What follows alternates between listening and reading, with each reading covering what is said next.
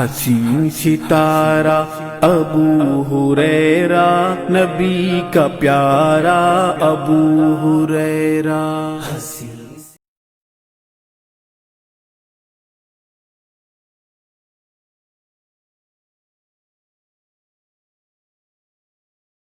نحمده ونستعینه ونستغفره ونعوذ بالله من شرور انفسنا ومن سیئات اعمالنا، من يهده الله فلا مضل له ومن يضلل فلا هادي له، واشهد ان لا اله الا الله واشهد ان محمدا عبده ورسوله، اما بعد فان خير الحديث كتاب الله وخير الحديث حديث محمد صلى الله عليه وسلم، وشر الأمور محدثاتها وكل محدثة بدعة وكل بدعة ضلالة وكل ضلالة في النار۔ قال الله تعالى في القرآن المجيد: أعوذ بالله السميع العليم من الشيطان الرجيم، بسم الله الرحمن الرحيم۔ يا أيها الذين آمنوا اتقوا الله حق تقاته ولا تموتن الا وانتم مسلمون۔ رب اشرح لي صدري ويسر لي امري واحلل عقدة من لساني يفقهوا قولي، رب زدني علما، آمین رب العالمین۔ تمام تعریفیں بزرگ بڑائی کبریائی اس رب غالب مولا کے لیے جو تمام جہانوں کا پالنہار، مدبر، مشکل کشا، حاجت روا، جس کی ذات میں کوئی شکوہ نہیں، جس کی دانش میں کوئی شکایت نہیں، ور خطا سے لا ریب ہے۔ درود و سلام محبت وحی، کتاب و حکمت کے مالک، صاحب تاج والمعراج و براق صلی اللہ علیہ وسلم پر سلام اس پر کہ جس کے سنگ پاروں نے گواہی دی، سلام اس پر کہ جس کے چاند تاروں نے گواہی دی، درود اس پر کہ جس کی زندگی رحمت ہی رحمت ہے، درود اس پر کہ جس کا تذکرہ عینی عبادت ہے۔ بزرگوں اور عزیز نوجوان ساتھیوں، سبحان اللہ و بحمدہ سبحان اللہ العظیم۔ عید الاضحیٰ کے بعد یہ پہلا جمعہ ہے ہمارا۔ تمام حاضرین کو دل کے گہرائیوں سے عید الاضحیٰ کی مبارکباد، تقبل اللہ منا ومنکم۔ عزیزان محترم، وقت اور حالات، واقعات، وقت، یہ تمام چیزیں مجھے اور آپ کو کیا درس دے رہا ہے۔ آج شدید ضرورت ہے میری اور آپ کی کہ یہ دنیا کی محبت سے، یہ دنیا کی چاپلوسیوں سے، اور یہ یہ جو چکا چوند دنیا ہمیں بہکانے پہ لگی ہوئی ہے، اس سے بچ کر میں اور آپ اللہ کے حضور میں آ جائیں۔ اس لیے کہ عزیزان محترم، حالات جو مجھے اور آپ کو سکھا رہے ہیں، بتا رہے ہیں، املا کروا رہے ہیں کہ اب سدھر جاؤ اے مسلمانوں، ورنہ تاریخ سے تمہارا نام و نشان مٹا دیا جائے گا۔ دنیاوی انٹرنیشنل حالات سے لے کر نیشنل کے حالات، ملک سے لے کر ریاستوں کے حالات، ریاستوں سے لے کر محلوں اور شہروں کے حالات کیا مجھے بتا رہے ہیں، کیا مجھے سمجھا رہے ہیں، لیکن اس کے باوجود ہے کہ مسلمان اپنے آپ کو سدھارنا نہیں چاہتا، مسلمان برائی کے خلاف تعاقب کرنا نہیں چاہتا، مسلمان اچھائی کے پیغام کو پہنچانا نہیں چاہتا، مسلمان قبرستانوں کو ویران کرنا نہیں چاہتا، مسلمان مسجدوں کو بھرنا نہیں چاہتا، مسلمان قرآن پڑھنا نہیں چاہتا، مسلمان لوگوں کی زندگیوں کو پڑھنا چاہتا ہے۔ یہ حالات میرے اور آپ کے جب ہیں تو یاد رکھنا عزیزان محترم، پچھلی قوموں کے اندر بھی یہی حالات پیدا ہوئے، انہی حالات کے ذریعے سے ان قوموں کو کچلا جاتا رہا اور کچل دیا جاتا رہا۔ اللہ کا عذاب آسمان سے آ کر زمین کو شق کرتا رہا، زمین سے پانی اور آسمان سے پانی کو اللہ نکالتا رہا، اور ایک انسان ڈوب ڈوب کر مرتا رہا۔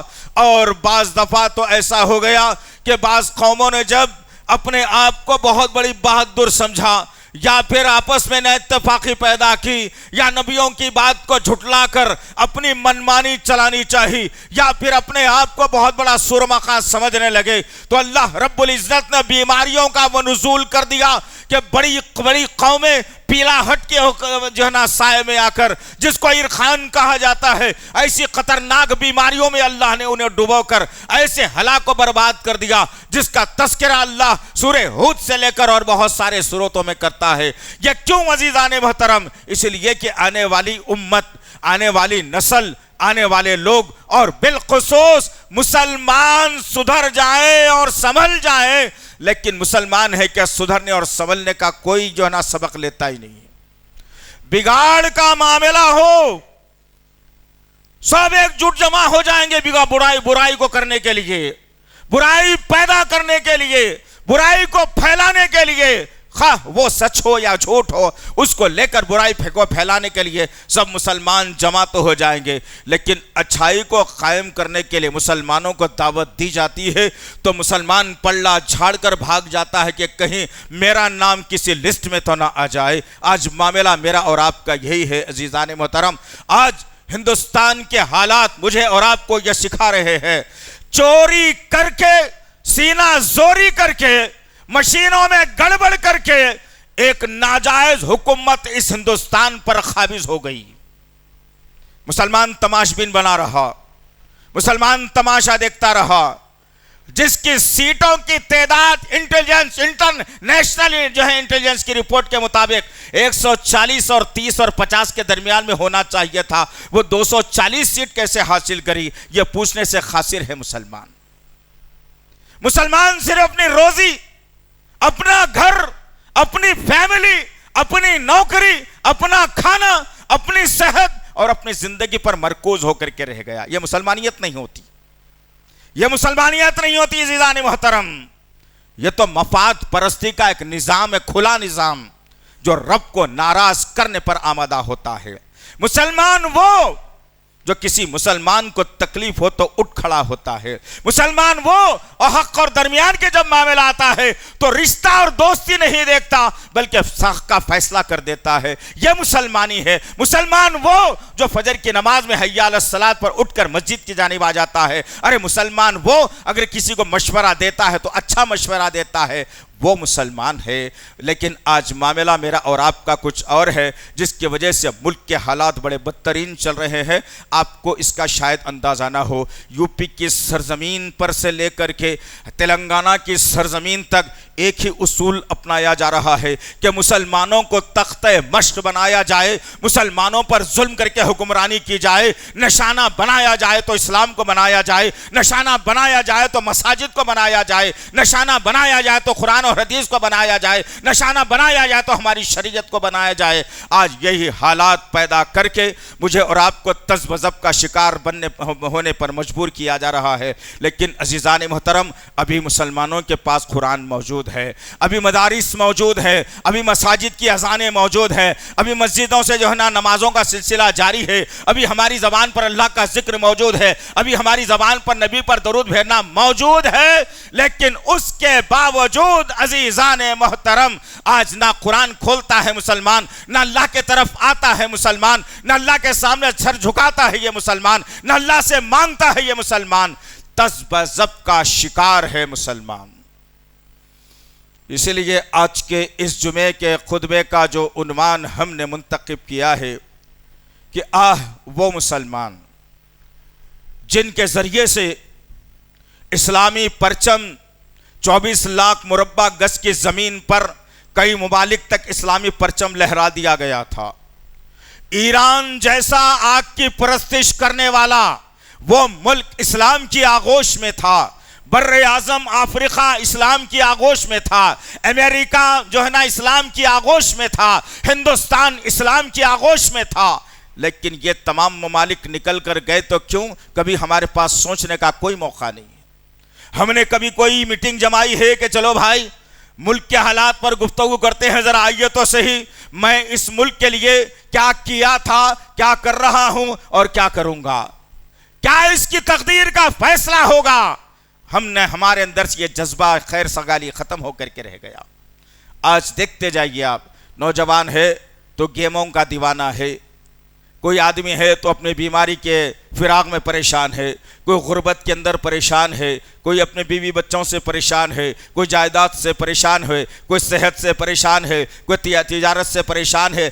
अरे इन परेशानियों का हल तुम अपने तौर पर निकालना चाहते हो जो मुमकिनात में से नहीं है। इन परेशानियों का हल अल्लाह वहदहू ला शरीका लहू ने कलामुल्लाह कुरान मजीद के अंदर वाज़ेह और कुल्ली तौर पर बता दिया। सूरह नस्र पढ़कर देखना अज़ीज़ान मोहतरम, कितनी बड़ी कामयाबी का मज़दा अल्लाह ने सुना दिया। लेकिन पढ़े तो कौन पढ़े? तावीज़ गंडे बनाने वाली किताब बना दिया, मुल्लाटों ने खबर पर से जो है नाम पानी के बोतलों को वार कर सेहत का जरिया बना दिया। घर में कुरान रखा हुआ है, पढ़ता नहीं मुसलमान, कसम खाने की किताब बना दिया। जायदाद के बंटवारे में कसम खाने की किताब बना दिया। अजीब सा फलसफा है इसका कि ये इंसान चाहता क्या है आखिर, ये मुसलमान चाहता क्या है आखिर, आज समझ के बाहर है। कुरान ने हर मसले का हल 30 पारों की शक्ल में, 114 सूरतों की शक्ल में 1450 बरस पहले इस कुर्रे अर्ज को दे चुका अल्लाह। तभी तो अल्लाह ने कहा वलक़द यस्सरनल कुरान लिज़िक्र फहल में मुदक्किर। सूरह कमर की आयत नंबर 17, 22, 32 और 40 में अल्लाह ने कहा तहक़ीक़ के लोगों, ये कुरान लोगों के समझने के लिए आसान करके भेजा गया है, बस तुम में से कोई है जो इस कुरान से नसीहत हासिल करे। ठंडे दिल से कहना, दिल पर हाथ रख करके कहना, कौन सा फैसला है जो तुमने कुरान के मुताबिक किया हो, कौन सी बात है जो तुमने कुरान के मुताबिक की हो, कौन सी नसीहत है जो तुमने कुरान के मुताबिक ली हो। नहीं अजीजान मोहतरम, दोस्त शैतान के बने बैठे हैं, अल्लाह से दुआ कर रहे हैं कि अल्लाह मेरी परेशानी दूर हो जाए। शैतान की चाल चलते हो और मुसलमानों से कहते हो कि हम इत्तेहाद की बात करने वाले हैं। अस्तगफिरुल्लाह रब्बी मिन कुल्ली ज़ंबि व अतूबु इलैह। आओ जरा कुछ वाक़यात को आपके सामने रखकर बात को खत्म करो इंशाअल्लाह। मक्के की सरजमीन, उंगलियों पर गिने जाने वाले मुसलमान, अल्लाहु अकबर। आज इन मुसलमानों की जरूरत है, इस हिंदुस्तान को, इस मुआशरे को, मुसलमान तबकों को आज ये मुसलमानों की जरूरत है। ये मुसलमान कचरा क्या कर सकता है जरा बताओ? इससे निकलने वाला हर लफ्ज फसाद का, इससे निकलने वाला हर बोल इख्तिलाफ का, इसका निकलने वाला हर अंदाज लोगों में नफरत पैदा करने का। यह मुसलमान क्या इत्तेहाद की बात कर सकता है? यह मुसलमान क्या काम कर सकता है? आओ जरा देखते हैं। हमने कई मरतबा इन वाकयात को आपके सामने रखा है, लेकिन हम मस्जिद के बैठने तक इन खुतबों को याद रखते हैं, और जब मस्जिद से बाहर जाया जाता है और 2 लुक़मे पेट में पड़ जाते हैं, 1 कप चाय उतर जाती है या गुटखा सिगरेट हम पी लेते हैं, तो सारे का सारा खुतबा मस्जिद के बाहर ही भूलकर चले जाते हैं। यह सबसे बड़ी कमजोरी है इन मुसलमानों की। वो मुसलमान मक्के की सरजमीन लेके जाओ दोस्तों अजीज़ान मोहतरम। हम कोशिश करते हैं ये कौम तेज तर्रार हो जाए, हम कोशिश करते हैं ये कौम ताकतवर बन जाए, हम कोशिश करते हैं कि इनके अंदर इत्तेहाद आ जाए, हम कोशिश करते हैं ये कौम दुश्मनों का पंजा मरोड़ने वाली बन जाए, हम कोशिश करते हैं कि दुश्मनों की गर्दनों को नापने वाली बन जाए, हम कोशिश करते हैं कि शरीयत का परचम बुलंद रहे, हम कोशिश करते हैं कि मसाजिद भर जाए, हम कोशिश करते हैं कि कब्रिस्तान हमेशा के लिए वीरान मुर्दों की जगह बन जाए। लेकिन ये कौम है कि उठने का नाम नहीं लेती। पता नहीं कौन सी चक्की का आटा खाते हो तुम, पता नहीं कौन सी ग़िज़ा खाते हो तुम। हलाल की ग़िज़ाएं पेट में उतारो तो फिर दिमाग भी काम करेगा, कान भी काम करेगा, ज़ुबान भी काम करेगी, आंख भी काम करेगा, हिम्मत भी आएगी, ताकत भी आएगी, पहचान भी होगी कौन सच्चा है कौन झूठा है। अगर हराम के लक़्मे पेट में उतारोगे तो शैतान आकर कान में ऐसी फुसफुसी बजा देगा कि तुम्हें समझ में नहीं आएगा कि हमारी ज़िंदगी का मकसद क्या था, क्या है और क्या नहीं। आज मामला यही है इस कौम का। किधर जा रही है कौम? आओ मक्के की सरजमीन है, अल्लाहु अकबर। दुश्मन पूरी ताकत के साथ सहाबा किराम को पसपा करने पे लगा हुआ है। हर तरफ से दहशतगर्दी हमले हो रहे हैं। नबी की जिंदगी की जान को खतरा पड़ा हुआ है। مسلمانوں کی املاک کو لوٹنے کی پلاننگ بنائی جا رہی ہے، مسلمانوں کو قتل کرنے کا منصوبہ بنایا جا رہا ہے۔ مکے کی سرزمین کتنے مسلمان آج سبحان اللہ 40 سے 45 کروڑ کی آبادی مسلمانوں کے ہندوستان کی سرزمین پر ہے، لیکن کیا زندگی ہم نے بنا لی ہے؟ غلامی غلامی غلامی کی زندگی ہماری ہے۔ ڈر اور خوف کے سائے میں جیتا ہے مسلمان۔ یہ سمجھ بیٹھا ہے کہ موت نہیں آنے والی ہے، یہ سمجھ بیٹھا ہے کہ مجھے مرنا نہیں ہے، یہ سمجھ بیٹھا ہے کہ ہمیشہ ہمیشہ کے لیے رہنے والا ہوں، یہ سمجھ بیٹھا ہے کہ دنیا میں جو کچھ میرا ہے وہ سب کچھ میرا ہے، قبر میں جاؤں گا تو سب کو لپیٹ کر لے جاؤں گا۔ یہ تصور ہمارا آ گیا۔ لیکن وہ کتنے مسلمان تھے؟ 40 مسلمان۔ نوٹ کر کے لے جاؤ عزیزان محترم، کس کو کہتے ہیں؟ وہ مسلمان، یہ مسلمان نہیں۔ تاریخ کے قلم لکھتے لکھتے نوک توڑ دیے، اشعیائی ختم ہو گئی، درختوں کے قلم ختم ہو گئے، دماغ کی سوچ لوگوں کی ختم ہو گئی۔ وہ طبقے کے بارے میں لکھتے لکھتے جس کو صحابہ کا طبقہ کہا جاتا ہے۔ آج وہ مسلمانوں کی ضرورت ہے عزیزان محترم، آج وہ مسلمانوں کی ضرورت ہے۔ نفس پرستی کرنے والے مسلمانوں کی کوئی ضرورت نہیں ہے۔ جو نفس کی خواہشات کے مطابق جیتا ہو اس کی کوئی اہمیت نہیں ہے عزیزان محترم۔ رب کی مرضی کے مطابق جیو گے انشاءاللہ، دنیا میں بھی کامیاب رہو گے، آخرت میں بھی کامیاب رہو گے۔ کتنے دن کی زندگی ہے، کتنے دن کی زندگی جی رہے ہیں۔ کوئی بستر مرگ پر مر رہا ہے، کوئی ٹکر کھا کے مر رہا ہے، کوئی پھانسی لے کے مر رہا ہے، کوئی زہر کھا کے مر رہا ہے، کوئی فکر میں مر رہا ہے، کوئی بیماری کی وجہ سے مر رہا ہے، یا تو کسی کو کوئی مار دیا جا رہا ہے۔ موت اسی کا نام ہے۔ لیکن موت کے بارے میں علامہ اقبال نے کیا بہترین شعر لکھا تھا، اس کو لے کر کے جائیے۔ موت وہ ہے جس پر زمانہ کرے افسوس، موت وہ ہے جس پر زمانہ کرے افسوس۔ ارے یوں تو دنیا میں سب آئے ہیں مرنے کے لیے، موت پر افسوس کرے ہاں کس کو کھو دیا ہم نے، موت پر افسوس کرے خاندان والے کہ ہاں کس کو چھوڑ دیا ہم نے، موت پر افسوس کرے دوست احباب کے کیسا بہترین سانچہ ہمارے درمیان سے چلا گیا، موت پر افسوس کرے دنیا والے ہر مذہب کا آدمی کہ ایک اچھا آدمی تھا بھائی ہمارے درمیان سے نکل گیا۔ جس موت کی تیاری مجھے اور آپ کو کرنا ہے عزیزان محترم۔ آؤ 40 کروڑ 45 کروڑ کی آبادی ہندوستان کی سرزمین پر مسلمانوں کی، اور پھر جدھر نظر اٹھاؤ راجستھان سے لے کر دلی تک، دلی سے لے کر لکھنؤ تک، لکھنؤ سے لے کے حیدرآباد تک، جتنے تم جو ہے نظریں اٹھاؤ گے، جتنی تم تاریخ پڑھو گے، یہ تمام کی تمام تاریخ اس ملک کو تم نے کیا دیا ہے وہ تاریخ تم کو دہرا کر بتائے گی۔ قطب مینار کی اونچائی بتائے گی، ہائے ہم نے ہندوستان کو زمین دوست تھا اسے اٹھا کر قطب مینار دے دیا، اتنا اونچا دے دیا کہ سر اٹھاتے اٹھاتے تمہارے سر کی ٹوپی گر جاتی ہے۔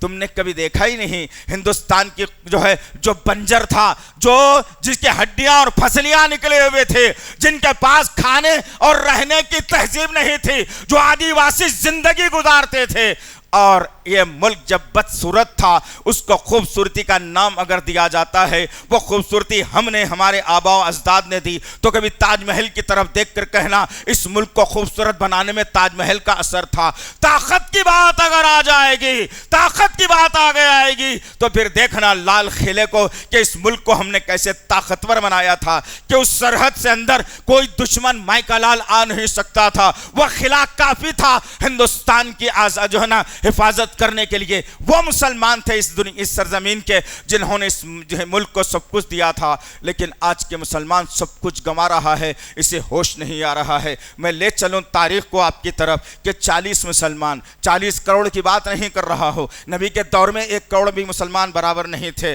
آؤ ذرا دیکھتے ہیں کہ کیا چل رہا تھا کہ 40 مسلمانوں کی تعداد مکے کی سرزمین پر ہے۔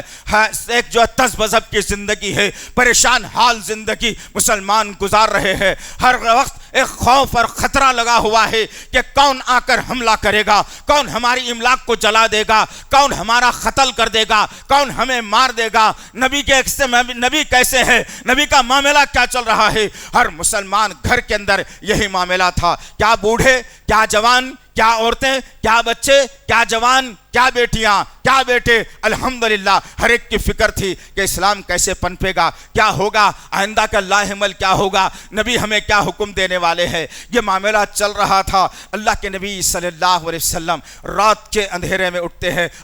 وہ مسلمان آج بھی ہونا ضروری ہے عزیزان محترم۔ اللہ کے نبی صلی اللہ علیہ وسلم کہتے ہیں میرے ذہن میں اللہ نے بات کو ڈالا اور میں رات کے اندھیرے میں اٹھا، میں نے آوازوں کو سنا، کوئی انسان جاگنے والا نہیں ہے، سائیں کی آوازیں، رات کا تیسرا پہر چل رہا ہے۔ مجھے پتا تھا کہ رب پہلے آسمان پر آتا ہے، ہر دعا کو رب قبول کرتا ہے۔ میں اٹھا اپنے بستر سے اور اپنے دونوں ہاتھوں کو رب کی بارگاہ میں اٹھا دیا اور اپنے رب سے میں دعا کرنے لگا، یا رب دو طاقتوں میں سے ایک طاقت کو اسلام کے لیے چن لے۔ وہ مسلمان، ایک عمر بن حشام جس کو ابو جہل کہا جاتا ہے، ایک عمر بن خطاب جس کو خطاب کا بیٹا عمر فاروق کا لقب دیا گیا۔ دو طاقتوں میں سے ایک طاقت کو اللہ چن لے میرے پاک پروردگار۔ رب کائنات کی بارگاہ میں میرا نبی مسلمانوں کی فکر میں، اسلام کی فکر میں، اپنی زندگی کی فکر میں اللہ سے ایک طاقت کو مانگتا ہے۔ اللہ کے نبی کے ہاتھ نیلگو آسمان کی طرف اٹھے ہوئے ہیں، رب کائنات کی بارگاہ میں نبوت کی زبان استعمال میرا نبی کر رہا ہے، وہ الفاظ فضا میں بھی کر رہے ہیں اور ان الفاظوں کو اللہ نے ایسے آسمان کی طرف اٹھایا کہ عرش کو ہلا دیا۔ اور پھر دوسرا دن کا سورج نکلتا ہے، وہ سورج جو ہمیشہ نکلتا ہے اپنی آب و تاب کے ساتھ، کبھی غم کا پیغام لے کر، کبھی خوشی کا پیغام لے کر۔ سورج کا کام روز نکلنا اور غروب ہونا ہے، لیکن آج کا سورج جو نکل رہا تھا بہترین عمدہ کرنوں کو لے کر نکلا، خوشبوؤں کے پیغام کو لے کر نکلا، محبت کے پیغام کو لے کر نکلا۔ اور جب سورج کی روشنی زمین پر بکھیر دی جاتی ہے، ایسے موقع پر ابو جہل غنیمت سمجھتا ہے کہ موقع آ گیا ہے، تمام کے تمام قبائل کو ایک جگہ جمع کر لیا جائے، تمام کے تمام قبائل کو ایک جگہ جمع کر لیا جائے اور وہ پیغام دیا جائے جس سے اسلام کا مشن ہمیشہ کے لیے ختم ہو جائے۔ تو بات پتہ چلی کہ حتیم کے درمیان میں یا اطراف میں مکے کے ابو جہل نے آواز دی، کہا آؤ بہترین بات کرنا ہے۔ تمام کے تمام قبائل اپنے اپنے گھروں کو، کھڑکیوں کو کھول کر باہر آنا شروع ہوئے اور مدینے کے در و دیوار تنگ ہونے لگے، دشمن اتنی تعداد میں تھا، ایک معمولی مسلمان 40 کی تعداد میں، ارقم بن ارقم کا وہ چھوٹا سا حجرہ جس میں صحابہ کرام زندگی گزار رہے ہیں، ڈر اور خوف کے ماحول میں ہے، اور یہ بڑا طبقہ نکلا اور اسلام اور نبی اور مسلمانوں کو ختم کرنے کا پلان بنایا۔ ابو جہل نے تمام دشمنوں کو لالچ دی اور لالچ دے کر کے کہا کہ دیکھو کون ہے جو محمد کا سر لائے گا، 100 سرخ اونٹ جو ہے نا میری ذمہ رہے گی اس کو دینے کے لیے۔ 100 سرخ اونٹ کس کو کہا جاتا ہے؟ جہاں آج کی دنیا میں امیر ترین جو ہے لوگوں کی دولت جہاں ختم ہو جاتی ہے، وہاں سے وہ گھوڑوں کی، وہ اونٹوں کی قیمت شروع ہوتی ہے۔ 100 سرخ اونٹ تمہیں دینے کے لیے تیار ہو۔ تمام مجموعہ بات کو سن رہا ہے، تمام مجموعہ بات کو غور سے غور طلب ہے۔ انہی مجموعے میں سے ایک طاقتور شخصیت اٹھتی ہے جس کو عمر بن خطاب کہا جاتا ہے، جن کی تلوار کا مقابلہ کرنا اب تک کسی سورما نے نہیں سیکھا تھا۔ وہ بے ماں تھی جو اپنے بچوں کو بچا کر رکھتی تھی کہ عمر کی تلوار کا مار یا عمر کے ہاتھ کا مار وہ ہے جو زمین دوز کر کے خبر تک پہنچا دیتا ہے۔ اس کے نہ منہ کو لگا جا سکتا ہے، نہ اس کی طاقت کا مظاہرہ کیا جا سکتا ہے۔ حالات بدل رہے تھے۔ عمر بن خطاب نے بات کو سنا تو ابو جہل سے کہنے لگے، عمر بن حشام سے کہنے لگے، ابو الحکم بس روک دے بات کو، رک جا، انتظار کر، محمد کا سر تیرے قدموں میں لاؤں گا، 100 سرخ جو ہے اونٹ میرے لیے تیار رکھنا۔ اللہ اکبر! ایک اللہ کا بندہ ہاتھ میں ننگی برہنہ تلوار کو لیا ہوا، بڑے بڑے قدموں کو ڈالتا ہوا، ویسے بھی خط بڑا لمبا اور چوڑا تھا، چوڑی چھاتی والا، چوڑی کڑائی والا، گھنگریالے بال والا، آنکھوں میں ایک سرخی عجیب سے، بات کرتا ہے تو گرجدار آواز۔ وہ عمر بن خطاب اپنے ہاتھ میں تلوار کو لیا ہوا نکلا ہے، اور جانا کدھر ہے؟ ارقم بن ارقم کے مکان کی طرف جانا ہے۔ بڑے بڑے لمبے لمبے قدموں کو ڈال کر جا رہا ہے اللہ کا بندہ، اور راستے میں ایک صحابی سے ملاقات ہوئی۔ کہا، اے خطاب کے بیٹے عمر، کدھر کا ارادہ ہے؟ کہا، محمد کا سر لانے جا رہا ہوں صلی اللہ علیہ وسلم۔ اس صحابی نے کہا محمد کا سر لانا کیوں چاہتے ہو؟ کہا کہ وہ ہمارے مذہب سے لوگوں کو بکھرا کر، ہمارے مذہب سے ہٹا کر، ہمارے باپ دادا کے دین سے ہٹا کر وہ اپنے دین میں لوگوں کو شامل کرنا چاہتا ہے، لہٰذا اس کا سر نہ رہے، وہ شخصیت ہی نہ رہے، اور وہ ایک وقت ختم ہو جائے گا تو مشن ختم ہو جائے گا۔ اس صحابی نے بڑے نازک اور نرم لہجے میں کہا، خطاب کے بیٹے عمر جاؤ، کوئی مسئلہ نہیں ہے، کہ لاؤ محمد کا سر لا لینا صلی اللہ علیہ وسلم۔ اس سے پہلے ذرا گھر کا بھی رخ کر لو۔ گھر کی طرف عمر بن خطاب جاتے ہیں، ہاتھ میں ننگی تلوار ہے، اور گھر کی طرف گئے تو کان لگا کر کیا سنتے ہیں کہ گھر سے قرآن پڑھنے کی آواز آ رہی ہے۔ قرآن کی آواز، بہن اور بہنوئی دونوں قرآن کی جو بھی آیتیں اتری تھیں اس وقت میں سورہ طٰہٰ کی ابتدائی، وہ اس کی تلاوت چل رہی ہے۔ عمر بن خطاب کا ماتھا ٹھنکا اور سوچنے لگے کہ ماجرا کیا ہے، میرے گھر میں اسلام داخل ہو گیا اور میں محمد کو مارنے جا رہا ہوں، چلو گھر سے سب سے پہلے اس کام شروع کرتے ہیں۔ گھر پر دستک دی، بہن نے آواز دی، قرآن کی تلاوت چل رہی ہے، بہن اور بہنوئی قرآن پڑھ رہے ہیں۔ دروازہ کھولا گیا اور بہن نے جب دروازہ کھولا، عمر بن خطاب نے پوچھا کہ کیا چل رہا ہے، یہ کیا چل رہا ہے، ختم کر اس سے ورنہ تم لوگوں کو ختم کر دوں گا۔ اتنی مار بہن اور بہنوئی کو ماری جنہوں نے منہ نہیں کھولا اور کہا، بھائی جان جا سکتی ہے، ایمان دل سے نہیں جا سکتا، جان جا سکتی ہے، محمد کی محبت دل سے نہیں جا سکتی، تم کو جو چاہے کرنا ہے کرو۔ عمر بن خطاب مار مار کے کہتے ہیں، میرے ایک ایک مار پر طاقتور آدمی چیخ مار کر ختم ہو جاتا ہے، ایسا کیا پاور تمہارے اندر آ گیا کہ میں اتنی مرتبہ تمہیں مارتا ہوں لیکن کوئی اثر نہیں ہوتا۔ دونوں بہن اور بہنوئی زخمی ہو گئے۔ عمر بن خطاب کہتے ہیں، چل بہن کیا پڑھ رہی تھی مجھے بھی ایک بار سنا دے۔ بہن نے کہا، تم مشرک ہو، نجس ناپاک ہو، تم کو نہیں سنایا جا سکتا، جاؤ غسل کر کے آؤ۔ عمر بن خطاب جاتے ہیں اور بکیٹوں سے پانی لے کر اپنے جو ہے نا سر کا بدن کو بھگاتے ہیں، کپڑے کچے ہیں، بالوں سے جو نا پانی کے خطرات ٹپک رہے ہیں، داڑھی سے پانی کے خطرات ٹپک رہے ہیں، جسم بھیگا ہوا ہے۔ بہن کے پاس آ کے کہتے ہیں، کیا ماجرا ہے سنا۔ سورہ طٰہٰ کی ابتدائی آیتوں کو بہن نے سنا دیا۔ جیسے ہی بہن نے قرآن پڑھنا شروع کیا، ادھر اللہ رب العزت نبی کی دعا کو قبول کرتا ہے اور عمر بن خطاب رضی اللہ تعالی عنہ کے دل میں اسلام کی جو ہے نا دعوت کو داخل کر دیتا ہے۔ اللہ اکبر۔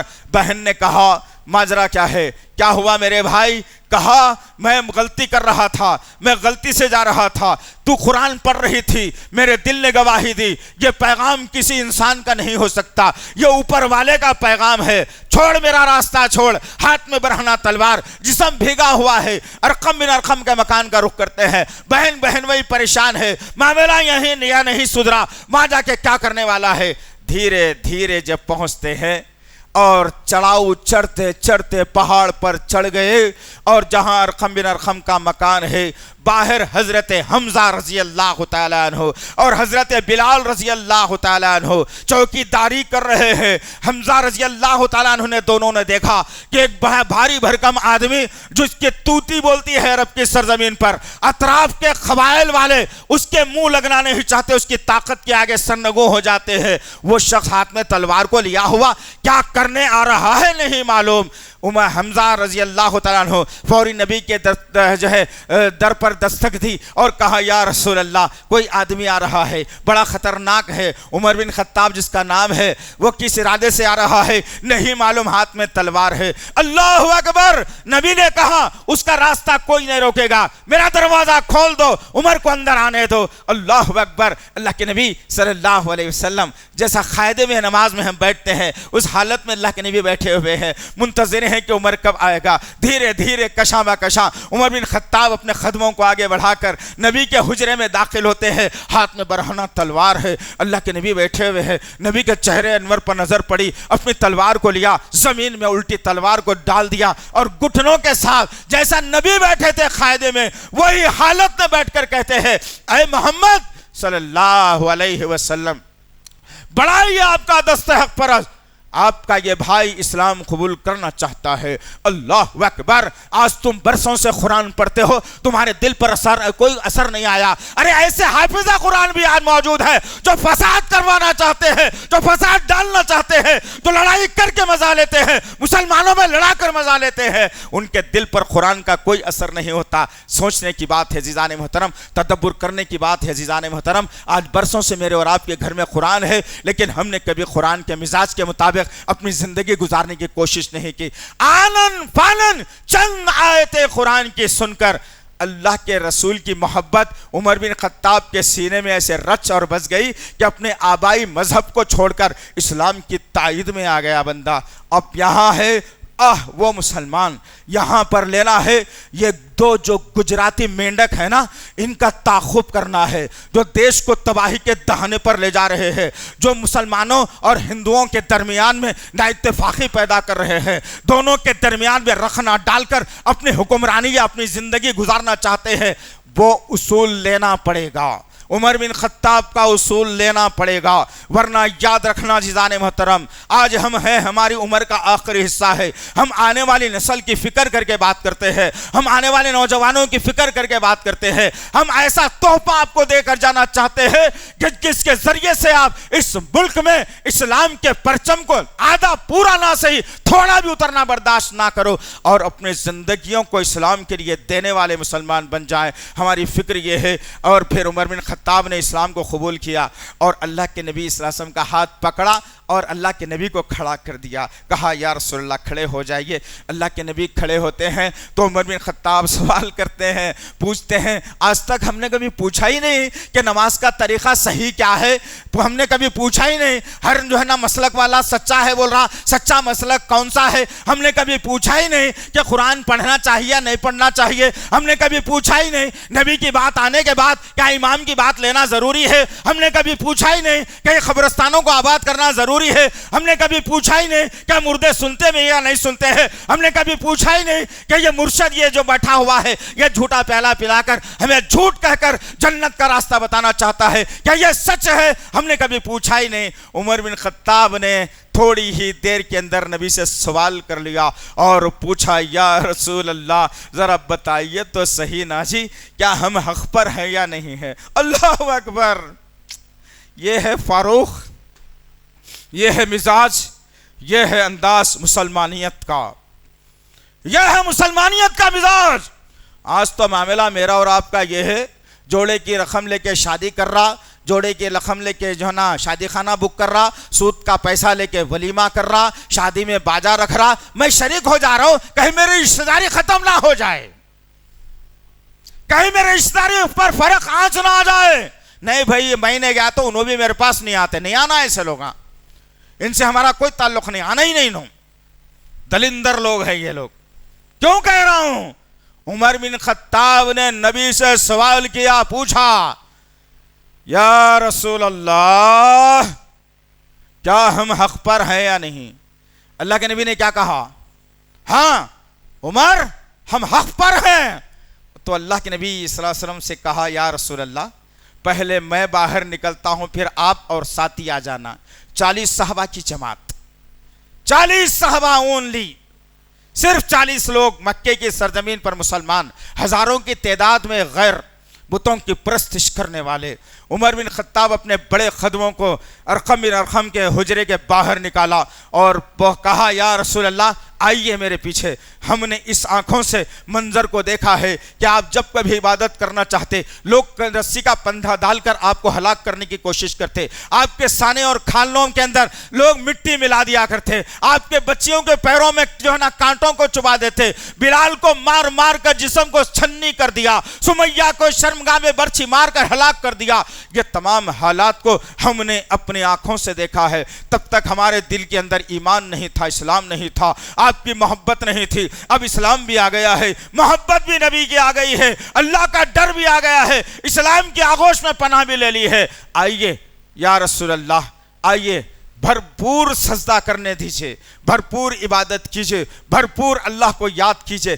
دیکھتے ہیں کہ عمر بن خطاب کے خدموں کو یا عمر بن خطاب کی تلوار کا مقابلہ کرنے کی طاقت کس مائی کے لال میں ہے۔ اللہ اکبر، نیا مسلمان ہوا ہے ایک آدمی، اتنا بڑا چیلنج اس دنیا کو دے رہا ہے۔ ارے یہ قوم ساری کی ساری جوڑوں کے غلام، سالوں کے غلام، در کے غلام، کھانے کے غلام، نوکریوں کے غلام، پیسوں کے غلام، نفس کے غلام، اپنی جھوٹی شہرت کے غلام، یہ غلامی کرنے والے کیا حکمرانی کریں گے؟ عزیزان محترم، عمر بن خطاب نے اسلوب سکھایا کہ دشمن چاہے کتنا کیوں بڑا نہ ہو، ہمارے پاس ایمان کی چنگاری ہے۔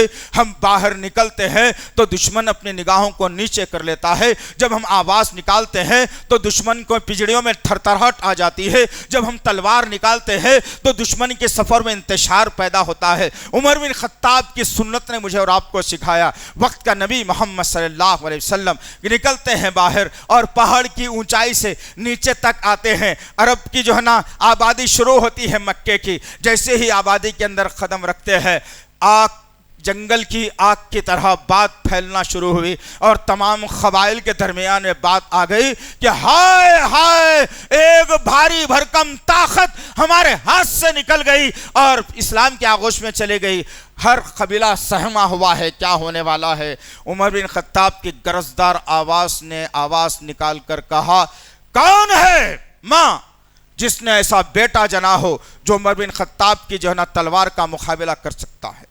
آؤ دیکھتا ہے کون ہے۔ اللہ اکبر، تاریخ اور چشم فلک نے اس منظر کو دیکھا، آسمان کے فرشتوں نے اس منظر کو دیکھا کہ لوگ دروازے اور کھڑکیاں ایسے بند کر رہے تھے جیسے بہت بڑا بھونچال آنے والا ہے۔ سائیں سائیں کی آوازیں، کوئی باہر نظر نہیں آتا۔ 40 مسلمان، 41واں عمر بن خطاب مسلمان مکے کی گلیوں میں گشت لگا رہے ہیں، مکے تک پہنچنے والے ہیں۔ عمر بن خطاب کہتے ہیں، کون ہے بھائی ایسی بیوی جو اپنے شوہر کو بہادر بنایا ہو؟ آؤ عمر بن خطاب کا سامنا کر کے بتاؤ، دیکھتا ہوں کون روکتا ہے۔ آؤ نبی کریم صلی اللہ علیہ وسلم اللہ کے نبی کو مکے کے جو ہے نا درمیان میں لے کر کے گئے اور کہا، یا رسول اللہ، خطاب کا بیٹا عمر ہے، دیکھتا ہوں کون آتا ہے، کون مقابلہ کرتا ہے۔ ایک مسلمان 35,000 کافروں کے اوپر بھاری پڑ گیا تھا، ایک مسلمان۔ ارے تمہاری جوانیاں کہاں رہی ہے؟ داڑیاں مونڈ کے جوانی، ناچنے گانے کی جوانی، ہاں بے نمازی بن کے جوانی، مسجدوں کو ویران کر کے جوانی، ارے کہاں ہے تمہاری جوانیاں؟ کدھر جا رہی ہے تمہاری زندگیاں؟ کیا کرنا چاہتے ہو تم آخر؟ تمہیں خواہش نہیں ہے کہ بڑی بڑی جو ہے نا آنکھوں والی حوریں تمہارے استقبال کے لیے دی جائیں؟ وہ موتیوں جیسے، سورہ رحمان میں اللہ نے تذکرہ کیا، وہ موتیوں جیسے جو نا بچے چھوٹے چھوٹے جن کی عمریں کبھی بڑھتی نہیں ہیں تمہارے کھیلنے کے لیے کھلونوں کے طور پر دی جائیں گی۔ وہ جو ہے زعفران کی دیواریں، وہ عنبر کی دیواریں، وہ دودھ کی جو ہے نا نہریں، وہ شہد کی نہریں، وہ گاؤ تکیے، وہ زنجبیل کی شراب، تم کو کیا پتا ہے؟ تم تو یہ دیکھتے ہو کہ بھائی کہاں پر مندی نئی کھلی ہے، چلو پہلے جا کے کھانا بعد میں خراب کر دیتا۔ تمہاری سوچ اتنی کمزور، تمہاری فکر اتنی کمزور، اس لیے تو آج تمہارے سر پر مرچیاں کوٹی جا رہی ہیں اور تمہیں ذرا سی بھی بھنک نہیں لگ رہی ہے۔ عمر بن خطاب نے اعلان کیا، کہا یا رسول اللہ اکیلا کافی ہے، جاؤ جو عبادت کرنا ہے کرو، دیکھتا ہوں میں کون روکتا ہے۔ چشم فلک نے اس منظر کو دیکھا۔ عزیزان محترم، میرے عزیز نوجوان ساتھیوں، میرے بزرگوں، چشم فلک نے اس منظر کو دیکھا۔ اللہ کے نبی صلی اللہ علیہ وسلم جو کل تک سجدہ کرنے کے لیے ترستے تھے، جو کل تک عبادت کرنے کے لیے ترستے تھے، صحابہ کرام کعبے کے اندر داخل ہونے ڈر کر جاتے تھے، آج وہ منظر بھی اللہ نے بتا دیا کہ جی بھر کے صحابہ کرام سجدے کر رہے ہیں، جی بھر کے نبی کریم صلی اللہ علیہ وسلم سجدے کر رہے ہیں، جی بھر کے اللہ کا ذکر ہو رہا ہے۔ ڈر اور خوف کے بادل ختم ہو گئے تھے۔ وہ مسلمان آج چاہیے عزیزان محترم، وہ مسلمان۔ یہ مسلمانوں سے کام کیا چلے؟ کیا کہا اللہ نے سورہ آل عمران کی آیت نمبر 102 میں؟ پڑھو قرآن، بات سمجھ میں آئے گی۔ ابھی خطبہ مسنونہ کے بعد جس آیت کریمہ کا ہم نے انتخاب کیا ہے، کیا کہا اللہ نے؟ بسم اللہ الرحمن الرحیم۔ مجھ سے اور آپ سے مخاطب ہے، کسی کافر سے، یہودی سے، عیسائی سے، مجوسی سے، منافق سے نہیں، ایمان والوں سے اللہ مخاطب ہو کے کہہ رہا ہے، یا ایھا الذین آمنوا اتقوا اللہ، وہ حق تقاتہ. یہ جملہ بڑا زبردست ہے، کبھی دل کی گہرائیوں سے پڑھو اور جگہ دو اس دل کے اندر، اس دماغ کے اندر، ان عقیدوں کے اندر، ان ایمان کے اندر، ان سوچ و فکر کے اندر. سوچو کہ اللہ مجھ سے کیا کہہ رہا ہے، اللہ مجھ سے مخاطب ہو کے کہہ رہا ہے، اللہ مجھے پکار کر کہہ رہا ہے، اللہ میرا نام لے کر کہہ رہا ہے. ایمان والے سے مراد تم نام کچھ بھی رکھ لو، لیکن تمہارا جو اصلی نام ہے ایمان والا، لا الہ الا اللہ محمد رسول اللہ کا پڑھنے والا. اور اللہ کہہ رہا ہے اے ایمان والو ڈرو اللہ سے جیسے اس سے ڈرنے کا حق ہے. وَلَا تَمُوتُنَّ إِلَّا وَأَنْتُمْ مُسْلِمُونَ. اور جب تمہاری موت کا وقت آ جائے تو تمہارا شمار فرما برداروں میں ہونا، مسلمانوں میں ہونا. کہاں ہے یہ فکر؟ زندگی پوری تھو تھو کر کے، زندگی پوری دنیاوی کر کے، اللہ کو ناراض کر کے گزار لی، اور پھر آخری وقت میں کہاں سے آئے گا کلمہ زبان پر؟ آخری دور میں کہاں سے آئے گا جو ہے اللہ کا نام زبان پر؟ کہاں سے مسلمانوں میں شامل ہوگا یہ انسان؟ غرض کہنے کا مقصد یہ ہے عزیزان محترم، وہ اسلام والے تھے، وہ نام والے تھے، وہ مسلمان تھے، وہ اللہ اور اس کے رسول سے محبت کرنے والے تھے. تبھی تو اللہ نے ایک عمر بن خطاب سے اسلام کا وہ کام لیا کہ جن کو اللہ رب العزت نے نبی کے زبان نبوت سے کہلوا دیا کہ فاروق ہے، فاروق یہ حق اور باطل کے درمیان میں فیصلہ کرتا ہے. آج کیا معاملہ ہے؟ فیصلہ کرنے کی باری آئے تو میرا دوست ہے، غلطی پہ ہوں گا بھائی، میں کیسا بولوں اس کے خلاف؟ غلطی پہ ہوں گا انہیں الگ بات ہے، لیکن دوست ہے نا میرا. حق کو دبانے کا تم کام کرو گے، یاد رکھنا ظالموں. اللہ موت سے لے کر خبر سے لے کے حشر سے لے کے جہنم تک تمہارا حساب کرے گا اگر حق کو حق اور باطل کو باطل کرنا جو ہے چھوڑ دو گے تو. آج مسلمانوں کا معاملہ یہی ہے، حق کی بات کرو بولے منہ چھپا کے بھاگ جاتے. اور پھر یاد رکھنا یہ اس وقت کی بات تھی جب وَاعْتَصِمُوا بِحَبْلِ اللَّهِ جَمِيعًا وَلَا تَفَرَّقُوا کا نعرہ بلند ہوا، جب مسلمانوں کے اندر ابھی کچھ باقی تھی کجی، لا اتفاقی چل رہی تھی، اختلافات ہو رہے تھے، میرا قبیلہ بڑا، تیرا قبیلہ بڑا، میں بڑا، میری بات بڑی، میری نہیں سنے گئی، یہ چل رہا تھا. تو اللہ نے کہا کہ تفرقوں کو ختم کرو، اللہ کی رسی کو مضبوطی سے تھام لو. آج کیا معاملہ ہے بھائی؟ سوچ لینا اچھے طریقے سے. خاندانوں سے لے کر پاندانوں تک، دوست احباب سے لے کر تجارت تک، تجارت سے لے کر مسجدوں کے معاملات تک، دیکھنا کیا اختلاف، کیا مخالفت. آؤ اسلام کیا سکھاتا، میرے نبی نے کیا درس دیا. جب ایک سفر سے میرے اور آپ کے آقا محمد صلی اللہ علیہ وسلم غزوے سے واپس ہو رہے ہیں، راستے میں اللہ کے نبی صلی اللہ علیہ وسلم نے کہا، بات غور سے سننا عزیزان محترم، بہت غور سے سننا، میرے نبی کی بات ہے. آج ہم یہ کان سے سنتے اور یہ کان سے نکال دیتے ہیں، دنیا کی بات کو دل میں اور دماغ میں بٹھا لیتے ہیں، تو یہ حال ہمارا ہو گیا. آج سوچ ختم ہو گئی مسلمانوں کی، طاقت ختم ہو گئی مسلمانوں کی. اللہ کے نبی کے ساتھ غزوے سے واپس ہو رہے ہیں صحابہ کرام. ایک مقام پر اللہ کے نبی صلی اللہ علیہ وسلم نے کہا پڑاؤ ڈال دیا جائے تاکہ کچھ آٹا گوندھ لو، روٹیاں ڈال لو، پانی بھر لو، تھوڑی دیر سستا لو، آرام کر لو، چل کے آ رہے ہیں. صحابہ کرام اترے، اپنے ٹینٹوں کو ڈالنا شروع کیا. کنواں قریب تھا، لوگ کوئی آٹا گوندھ رہا ہے، کوئی چولہا جلا رہا ہے، کوئی پانی لا رہا ہے، کوئی آرام کر رہا ہے. دو قبیلوں کے لوگ ایک ہی کنویں کے اوپر پانی لینے کے لیے چلے گئے. انصار اور مہاجرین کا معاملہ تھا. قبیلے جہنی جو طاقتور قبیلہ تھا، جو مہاجرین کے قبیلے کے لوگ تھے، ایک کنویں پر پانی لینے کے لیے چلے گئے. دونوں نے ڈول کو ڈالا اور دونوں نے پانی کو کھینچا. جیسے ہی پانی کھینچ کے باہر آنا تھا، دونوں میں اختلاف ہوا. دونوں کہنے لگے تم میرے ٹائم پر ڈول کیوں ڈالے، ایک نے کہا تم میرے ٹائم پر ڈول کیوں ڈالے. دونوں میں بحث ہوئی، اختلاف ہوا، اختلاف کا بازار گرم ہوا.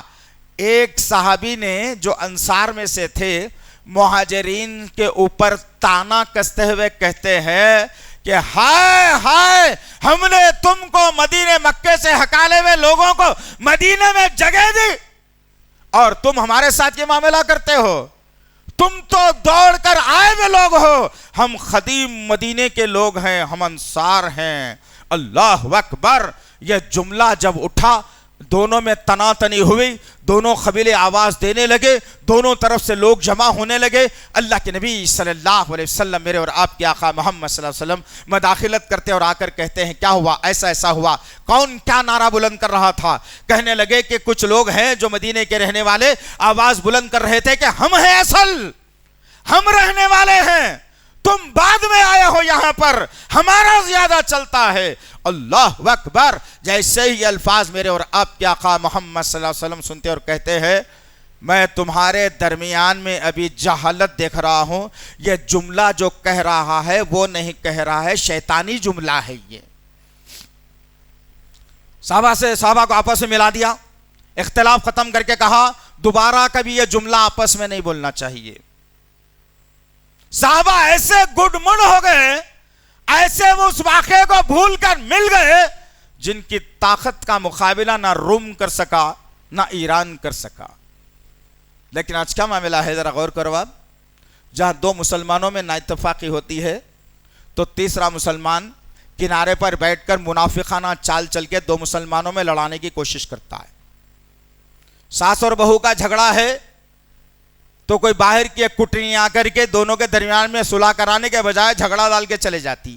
دو بھائیوں کا جھگڑا ہے تو محلے والے مل کے ایک بھائی کو ایک طرف ایک بھائی کو ایک طرف لے جا کے سمجھاتے کہ بھائی معاملہ یہ نہیں ہے، تمہارا زیادہ حق ہے اس کے اوپر، ہم نے دیکھا ہے تم نے باپ کی خدمت زیادہ کی ہے۔ اختلاف اختلاف اختلاف۔ کہاں ہے وہ مسلمان جو اتحاد کا پرچم بلند کرنے کے خواہش مند ہیں؟ کہاں ہے وہ مسلمان جو قبرستان کو ویران کرنا چاہتے ہیں؟ کہاں ہے وہ مسلمان جو مساجد کو بھرنا چاہتے ہیں؟ کہاں ہے وہ مسلمان جو قرآن کے پیغام کو اپنے سینے میں لیے پھرتے ہیں؟ کہاں ہے وہ مسلمان جو نبی کی سنتوں سے پیار کرنے والے ہیں؟ کہاں ہے وہ مسلمان جو اپنے دلوں میں اللہ کا ڈر لے کر گزرنے والے ہیں؟ وہ مسلمان، کلمہ وہی، کعبہ وہی، حج وہی، ارکان وہی، نبی وہی، قرآن وہی، لیکن بٹوارہ برابر رکھیں گے ہم لوگ۔ یہی وہ قرآن تھا جو تمام قبیلوں کی رہی سہی کسک کو نکال کر اتحاد میں لا دیا تھا۔ یہی وہ قرآن تھا جو امیر اور غریب کے فرق کو نکال کر ایک صف میں لا کر کھڑا کر دیا تھا۔ ارے یہی وہ قرآن تھا جو بتوں کی پرستی سے ہٹا کر، قبیلوں کے سرداروں کی پرستی سے ہٹا کر ایک اللہ کی عبادت کرنے پر لا دیا تھا۔ ارے یہ وہی قرآن تھا جو حق اور باطل میں فرق کرنے والا تھا۔ یہی وہ قرآن تھا جو رب کی محبت سینوں میں بھرنے والا تھا۔ یہی وہ قرآن تھا جو نبی کا طریقہ اور سلیقہ سکھانے والا تھا۔ وہ قرآن آج موجود ہے، پھر بھی مسلمان گمراہ ہے۔ اس سے بڑی گمراہی ہماری اور کیا ہو سکتی ہے؟ اٹھو عزیزان محترم، اٹھو، بستر مرگ پر مرنے سے بہتر ہے کہ اسلام کے خاطر جان جائے۔ کیا کہا تھا؟ ایک آخری بات بتا رہا ہوں، کان کھول کے سن لینا اس کو۔ کیا کہا تھا میرے اور آپ کے آقا محمد صلی اللہ علیہ وسلم نے؟ دو خطرے اللہ کو بہت محبوب ہیں، دو خطرے اللہ کو بہت محبوب ہیں۔ صحابہ نے پوچھا یا رسول اللہ کون سا خطرے، کون سے خطرے اللہ کو محبوب ہیں؟ اللہ کے نبی صلی اللہ علیہ وسلم نے کہا ایک وہ خطرہ جو پوری دنیا سو رہی ہو، ایک اللہ کا بندہ اپنی پسلیوں کو، اپنی کمر کو، اپنے جسم کو بستر سے اٹھا دیا اور اللہ کی بارگاہ میں اپنے دونوں ہاتھوں کو پھیلا دیا اور اللہ سے دعا کرنے لگا، اپنی مغفرت مانگنے لگا۔ اس کی آنکھوں سے دو خطرے معصوم سے نکلنے لگے اور اللہ کے نبی کہتے ہیں یہ خطرے جو آنکھ سے نکل کر زمین پر گرنے والے ہیں، وہ خطروں کو زمین پہ گرنے سے پہلے اللہ کو اتنے محبوب ہیں کہ اللہ اس کی مغفرت کر دیتا ہے۔ پھر اللہ کے نبی سے پوچھا گا دوسرا خطرہ کون سا یا رسول اللہ؟ اللہ کے نبی صلی اللہ علیہ وسلم نے کہا کہ ایک وہ خطرہ جو آنکھوں سے نکل کر زمین پر گرنے سے پہلے اللہ مقبول کر لیتا ہے، قبول کر لیتا ہے۔ دوسرا خطرہ وہ جو اسلام کے خاطر دشمن کی تلوار جس کے جسم پر پڑتی ہے اور جب اس کے جسم کی رگ کٹتی ہے اور قطرہ خون اس کے جسم سے نکلتا ہے، وہ قطرہ خون زمین پہ گرنے سے پہلے اللہ اس کی مغفرت کر کے جنت میں داخل کر دیتا ہے۔ یہ دو خطرے اللہ کو بہت زیادہ پسند ہیں۔ یہ دو خطروں کے تعلق سے بھی قوم ناواقف ہے۔ رات بھر 2 بجے تک 3 بجے تک جگنا، فجر کی نماز میں سو جانا، رات میں 3-4 بجے تک جگنا، فجر کی نماز میں سو جانا، دن میں 12 بجے دوپہر کے بعد میں پھر اٹھنا، یہ امت کا مزاج بن چکا ہے۔ حالات کہاں سے کہاں جا رہے ہیں؟ جو ہے 24 گھنٹے کے اندر 5 قتل حیدرآباد کی سرزمین پر ہوئے۔ میں بولنا نہیں چاہ رہا تھا لیکن کیا کروں عزیزان محترم، کون سدھارے، کون سمجھائے، کون بتلائے؟ آپ کو اٹھنا پڑے گا۔ آپ یہ نہیں کہہ سکتے کہ انہوں نہیں اٹھے تھے میں نہیں اٹھا، نہیں بول سکتے، آپ کو اٹھنا پڑے گا برائی کو ختم کرنے کے لیے۔ اللہ سے دعا ہے کہ اللہ وحدہ لا شریک لہ جو کچھ بھی کہا گیا ہے کہنے والے کو، سننے والوں کو صحیح طور پر عمل کرنے کی توفیق عنایت فرمائے۔ یا اللہ جئیں تو ایمان پر، اللہ ختم ہو تو ایمان پر میرے پاک پروردگار۔ یا اللہ مسجدوں کو بھرنے والے بنا دے میرے اللہ، قرآن کو پڑھنے والے بنا دے اللہ، تیرے حبیب کی سنتوں کو اختیار کرنے والے بنا دے اللہ، آپس میں محبت کرنے والے بنا دے اللہ، شر سے ہماری حفاظت فرمائے اللہ۔ یہ جو منافقانہ لوگ ہیں یا جو شیطانی صفت کے لوگ ہیں جو اس صفوں میں انتشار پیدا کرنا چاہتے ہیں، یا اللہ ان کے شر کو ان پر الٹ کر ان کو ذلیل و خوار کر دے میرے پاک پروردگار۔ یا اللہ مساجد کی حفاظت فرما، مدارس کی حفاظت فرما، علماؤں کی حفاظت فرما، حافظین کی حفاظت فرما، مؤذنین کی حفاظت فرما، داعیوں کی حفاظت فرما۔ یا اللہ جہاں جہاں مسلمانوں پر ظلم ہو رہا ہے اللہ، یا اللہ ہمارے درمیان میں کوئی صلاح الدین ایوبی نہیں ہے، کوئی عمر مختار نہیں ہے، کوئی خالد بن ولید نہیں ہے، کوئی عمر بن خطاب نہیں ہے، کوئی ابوبکر صدیق نہیں ہے۔ یا اللہ تیری رحمت کے سہارے ہیں میرے پاک پروردگار، تیری رحمت کے سہارے ہیں میرے پاک پروردگار، تیری رحمت کے سہارے ہیں میرے پاک پروردگار۔ تجھ کو اسماء صفات کا واسطہ ہے میرے پاک پروردگار، تجھ کو اسماء و صفات کا واسطہ ہے میرے پاک پروردگار، تجھ کو اسم اعظم کا واسطہ ہے میرے اللہ۔ ہماری دعاؤں کو قبول فرما، ہماری دعاؤں کو قبول فرما، ہماری دعاؤں کو قبول فرما۔ ربنا تقبل منا انک انت السمیع العلیم وتب علینا انک انت التواب الرحیم، وصلی اللہ تعالی علی خیر خلقہ محمد وعلی آلہ وصحبہ اجمعین برحمتک یا ارحم الراحمین والحمد للہ رب العالمین۔ مزید علماء اور مقررین کے بیانات سننے کے لیے ہمارے YouTube چینل کو سبسکرائب کیجیے۔ جزاک اللہ۔